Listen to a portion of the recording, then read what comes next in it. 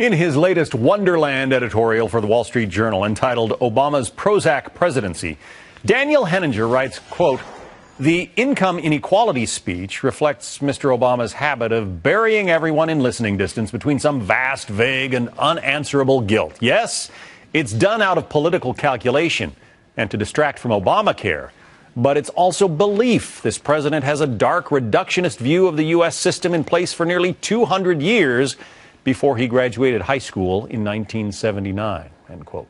Daniel Henninger is deputy editorial page editor of the Wall Street Journal and joins us now. I hope I did your words justice with my recitation there. Thank you. The president is talking now these days about income inequality a lot. Why? Well, I think one reason, John, clearly is to distract attention from Obamacare, which is just devastating the Democratic Party and his legacy. No question about it. He has to change the subject.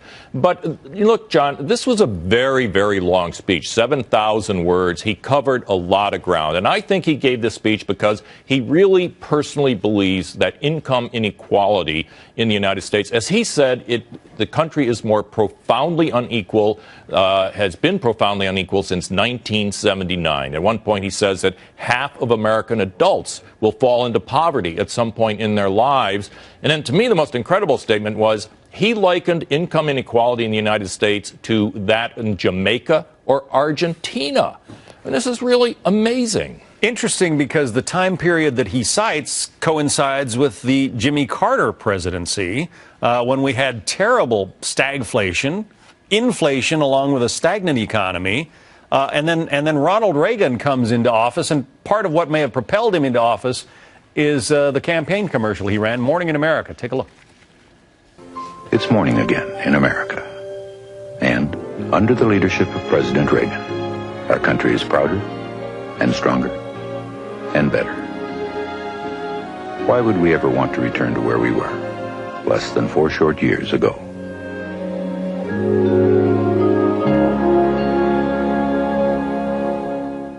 Part of the re-election campaign commercial. But clearly, I mean, one president can make a difference in 4 years. Ronald Reagan did. Well, he certainly did. And in Obama's speech, he literally says that the U.S. economy and equality began to unravel at precisely the time Ronald Reagan was saying those sorts of things.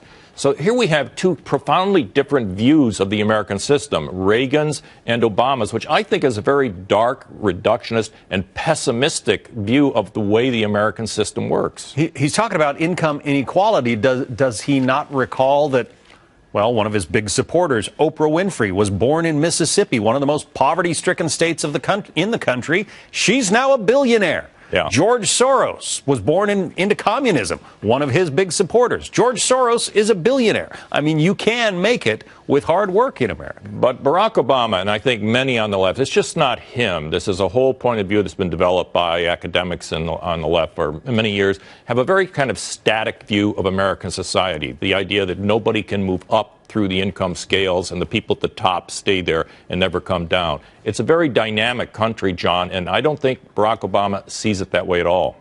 And you point out that he has been president for the last 5 years and has something to do with Well, he has to bear, there's all of these opinion polls out say people are down in the dumps about the lack of opportunity right now. But that reflects the way people feel in his presidency. He's been president for 5 years. We've had a growth rate of about 2%. Ronald Reagan had a growth rate of about 7% for several years. And I think if people could, they would go back to that right now. Daniel Henninger from the Wall Street Journal. Good to have you in. Be with you, John. Thank you.